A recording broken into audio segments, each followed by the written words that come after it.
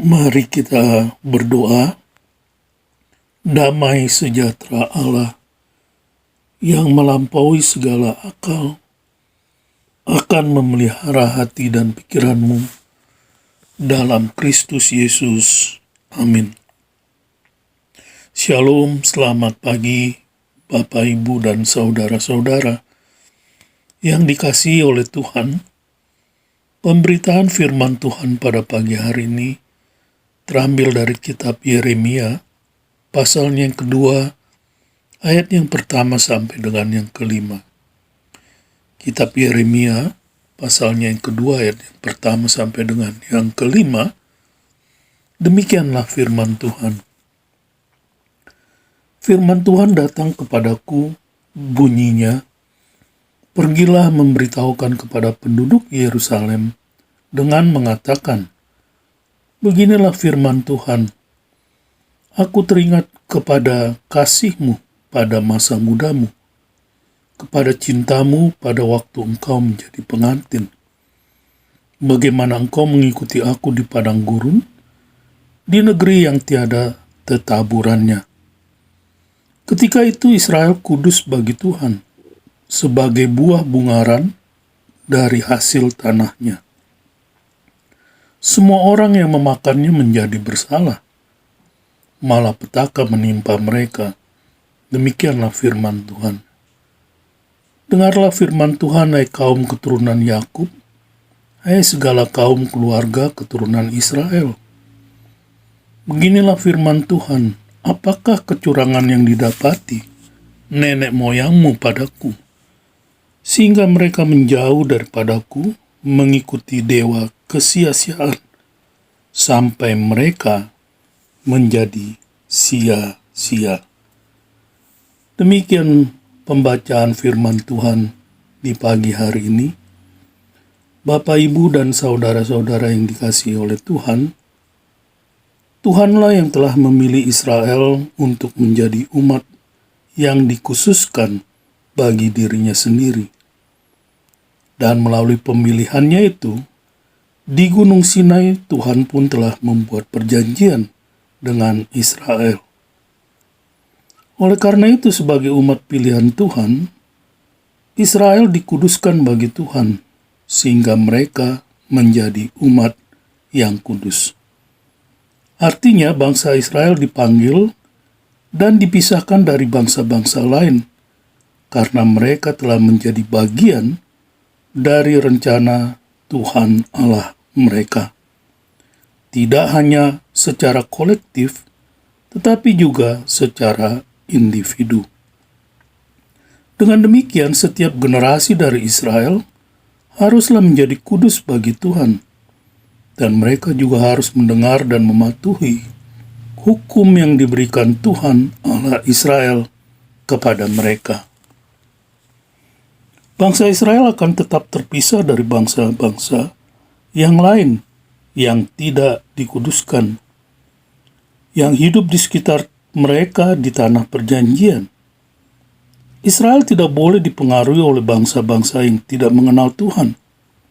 Dan bahkan Israel telah jatuh dan berkomitmen pada perjanjiannya dengan Tuhan Allah mereka, yaitu bahwa mereka berjanji untuk melakukan segala sesuatu yang Allah perintahkan kepada mereka.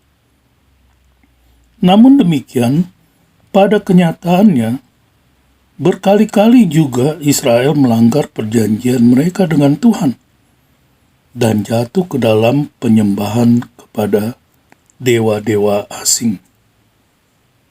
Melalui ketidaktaatan dan penyembahan berhala yang memalukan itu, umat Allah pada akhirnya terbagi menjadi dua kerajaan yang terpisah. Baik kerajaan selatan, yaitu Yehuda, maupun kerajaan utara, yaitu Israel. Kedua kerajaan itu juga telah berkali-kali menerima peringatan untuk bertobat dari dosa-dosa mereka dan kembali kepada Allah dan memenuhi janji dari perjanjian mereka. Namun ketidaktaatan mereka yang terus-menerus untuk mendengarkan suara Tuhan dan memutuskan untuk bercampur dengan tetangga mereka yang fasik, mengakibatkan kutukan Allah terhadap cara-cara fasik dari umatnya, dan juga banyak suara kenabian yang telah bernubuat tentang hukuman berat yang akan dijatuhkan kepada Israel. Para nabi diangkat untuk memperingatkan orang-orang Israel agar bertobat dari dosa mereka dan kembali kepada Tuhan, atau mereka akan menderita akibat dari ketidaktaatan mereka. Seharusnya Israel harus mendengar firman Tuhan, mendengarkan pesan Allah ini, dan juga mendengarkan firman-Nya. Mereka harus memperhatikan perintahnya dan mentaatinya.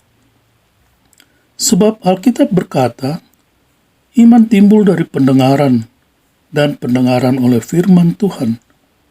Dan bangsa ini diperintahkan untuk mendengarkan firman Tuhan. Mereka harus mendengar semua apa yang Tuhan katakan.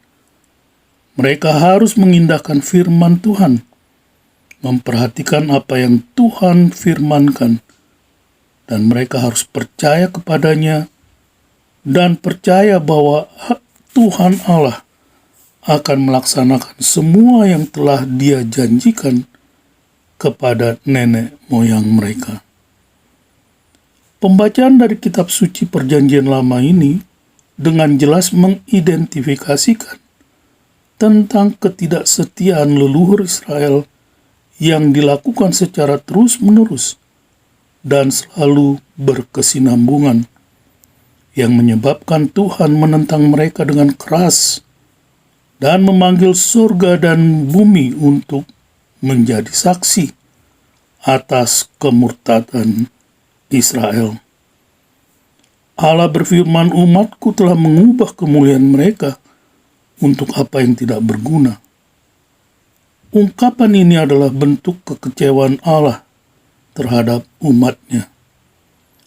Bapak, Ibu, dan saudara yang dikasihi oleh Tuhan, mungkin mudah bagi kita yang hidup di zaman gereja ini untuk mengkritik ketidaktaatan bangsa Israel dan mencela kemurtadan mereka yang celaka dan penolakan Israel untuk mendengarkan firman Tuhan. Tetapi bukankah sebaiknya melalui firman Tuhan ini, kita juga merenungkan tingkah laku kita sendiri untuk melihat apakah kita tetap berjalan di dalam kebenaran daripada Allah? Tidakkah kita seharusnya memeriksa diri kita sendiri untuk melihat apakah kita benar-benar telah mendengar firman Tuhan dan merenungkan dan melakukannya di dalam perkataan maupun perbuatan serta pikiran kita? Sebab kitab suci ditulis adalah untuk pembelajaran kita, dan kisah-kisah dalam sejarah Israel ini telah dicatat untuk menjadi pelajaran bagi kita orang-orang percaya. Ketidaktaatan Israel harus memacu kita untuk hidup saleh serta mendengar dan menerapkan firman Tuhan di dalam hidup kita. Kiranya melalui firman Tuhan ini kita selalu berjaga-jaga untuk tidak jatuh ke dalam cara Israel yang sembrono dan belajar dari ketersesatan mereka, sehingga kita dapat hidup kudus di dalam Kristus Yesus, baik dalam perkataan kita, dalam perbuatan kita, maupun dalam cara hidup kita, dalam kasih, dalam iman, dalam kemurnian, dan untuk kemuliaan Tuhan. Selamat beraktivitas, Tuhan memberkati. Bapa, terima kasih, kami bersyukur untuk firman-Mu di pagi hari ini. Ajarlah kami ya Tuhan, untuk selalu mau mendengar akan kebenaran firman-Mu dan melakukannya dalam kehidupan kami. Di dalam nama Tuhan Yesus kami berdoa. Saudara-saudara yang dikasihi oleh Tuhan, arahkanlah hatimu kepada Tuhan dan terimalah berkat Tuhan. Tuhan memberkati engkau dan melindungi engkau. Tuhan menyinari engkau dengan wajah-Nya dan memberi engkau kasih karunia. Tuhan menghadapkan wajah-Nya kepadamu dan memberi engkau damai sejahtera. Amin. Shalom.